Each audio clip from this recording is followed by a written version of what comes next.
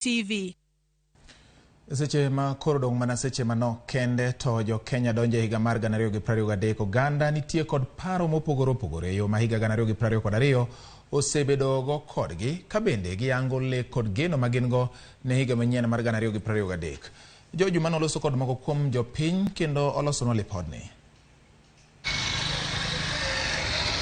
Higa mar 2022 en higano ma bende osebedo kao dich e kalenda mar piny Kenya kaluwore kod yiero maduong' ma tarik 9 made maraboro mar higani. E yiero maduong' ma higani ne nitiere joma yamb siasa ne odhinegi kaka ne gigeno kamoko bende ne odhinegi ataro. Ok wasebedo gi mor ahinya kaluwore gi siasa manogo ma 2022 ni. Chunywa pod negi lit. Kwang'iyo development gi gik mitimo kaka mabiro moso Nyanza kae. Ok waseyudo gik mabeyo. Higa mar 2022 bende osebedo kod ber kaachiel kod rach ma opogore opogore kaluwore kod geno mag Uganda. Ohala tek. So far 2022 nwago kura to nwabedo promised a lot of things gi our president. Nowacho ni youth obomiyo pesa manyalo timo godo ohala. So far kineno kaka youth suffer. Project mane youth owinjo ni yudo sirikal ong'ado oko. Corona bene nitiere to corona no Kisumu ka bene tich teke nikech Kisumu ne bedo Europe.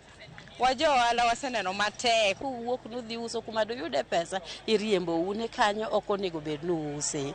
Watemo mwadoge e dukni nogerwa chichwa. Ne chichwa kanyo adier mondo ni donji use ok oyot nikech kasembe ni ong'eyo kane ni street. Lipot ma ogol kod duolno matim nonro Infotrack yango ni atamalo 22 mar jogo manokaw pachgi wacho ni higani ne ber katamalo 28 to wacho ni onge lokruok. Lipod ni mar Infotrack bende yango ni gwenge mag imbo mag Kenya e kama jopiny mathoth nowacho ne higa ne rach ahinya ka ilwe kod dho wadh nam chumbi ka gwego mag Nyanza biro e thuolo mar 3 to Nairobi obiro e thuolo mar 4. Oganda mathoth wacho ni gintiere kod geno ma opogore opogore e higa mar 2022 ma oting'o ngima ma ogonyore. Kata kamano giwacho ni genogi ok ochopo. Kata pesa nyocho kelonwa ka miolo en mana ni ywak mwa ywak ni pesa ni. Kiole kiduoke tichaki medi mana mano olicha ok wane ber pesa no. Hustler fund. Tidhi kawe siling 500 tidogi migo imi 475. Ma inyalo waro gang ok inyalo waro gimoro. Nyanyion go mna nyathi skar. Onge gimo konyo wago. Adwa bedo gi geno ka aslani no miwago kata ni 10. Lokuru go nyaka higa to duok. Uchumi tek. To koro 2023 ni wala mo Nyasaye mondo kik chalwa gi 2022.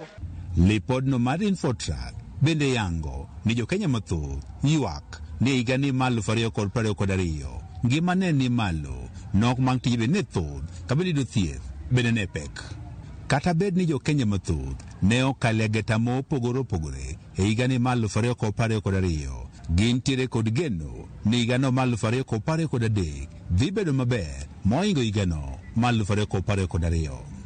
2023 geno man go maduong' ni sirikal ongiwa maber. Wan kaka yudhe owinjo kel kazi kwa vijana, kazi mtaani mondo ji oti. Vijana hinyore marach. President nowacho weche mang'eny, no promise ji mang'eny. To daher mondo mi akwaye ni oket geno go, oket promises go, ochopi. Ngi geno ni gik mane president wa wachonwa odhi timonwa. Koro kotimonwa gik mane owacho go to wan gi geno ni wadhi yudo lokruok.